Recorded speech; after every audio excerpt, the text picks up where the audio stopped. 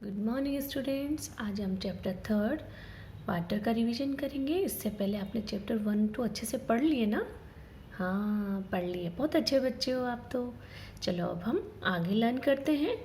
बेटा इसमें आपसे पूछा जाए the main source of water, वो क्या होगा? रेन वाटर, ये ध्यान रखना। And some water goes into the soil is called is underground water, जो कि आपका रेन वाटर ही होता है। इसके बाद जो अंडरग्राउंड वाटर है उसको पाने के कई मेथड होते हैं, जैसे कि we dig the well and baoris and hand pump, these are all source of water. ठीक है, इनके द्वारा हम जो अंडरग्राउंड वाटर है उनको हम पा सकते हैं। इसके अलावा बेटा कई आपने रोड साइड पर या मंदिर पर आपने देखा होगा प्याऊ भी लगे होते हैं, जो हमें क्या देते हैं? पानी मिलता है वहाँ से। इसके अलावा वाटर फॉर प्लांट, अब प्लांट को भी पानी की ज़रूरत होती है, बट उसके लिए भी मेन तो सोर्स किसका होता है? रेन वाटर ही होता है। पर कुछ पानी हम ट्यूबवेल वेल के द्वारा देते हैं, उसको भी हम इरिगेशन कहते हैं। और इसके कई मेथड होते हैं। जैसे जब हम वेल के द्वारा देते हैं बेटा, तो एक राहत जो होता है, इसका मैंने आपको पूरा प्रोसेस भी समझाया था, इसके द्वारा देते हैं। इसके अलावा आपने देखा ना कि छोटी छोटी कैनल बना दी जाती है, उनके द्वारा भी सप्लाई किया जाता है। और ट्यूबवेल के द्वारा देते हैं। टैंक में जो रेन वाटर है उसको इकट्ठा कर लिया जाता है। तो इस तरह से कई मेथड के द्वारा इरिगेशन होता है। जो हमारी कैनल है, कैनल क्या होती है? नहर। नहर के द्वारा भी ये भी एक मेन सोर्स है इंडिया के अंदर इरिगेशन का। इरिगेशन तो समझ गए ना आप, कि पौधों को जो पानी दिया जाता है, क्रॉप को जो पानी दिया जाता है उसको हम इरिगेशन कहते हैं। और कैनल जितने भी हमारी मेन रिवर है, जैसे गंगा की नहर है, यमुना से कई नहरें निकली हुई है, जो भी बड़ी बड़ी नदियाँ हैं ये मैन मेड होती है।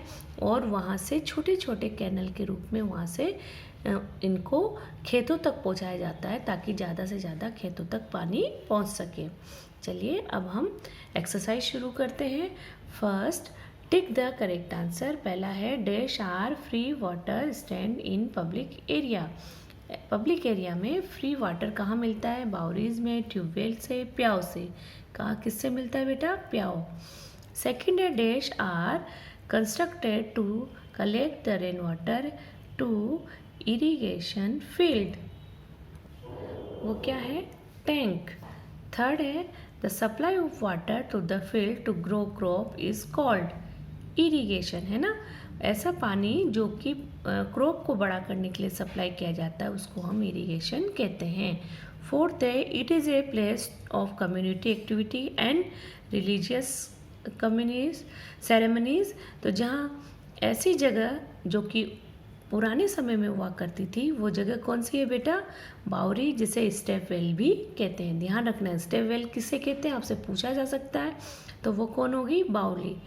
इसके बाद fill in the blanks. First is the purest water of natural water, वो कौन है? Rain.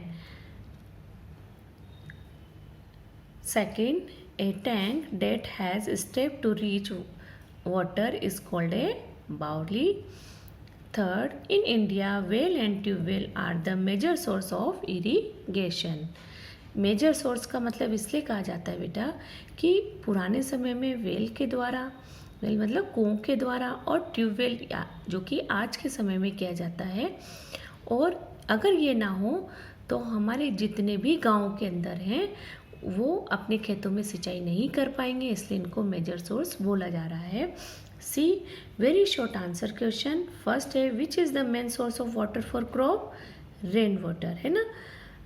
Second, where do we find pyau नाउअडे?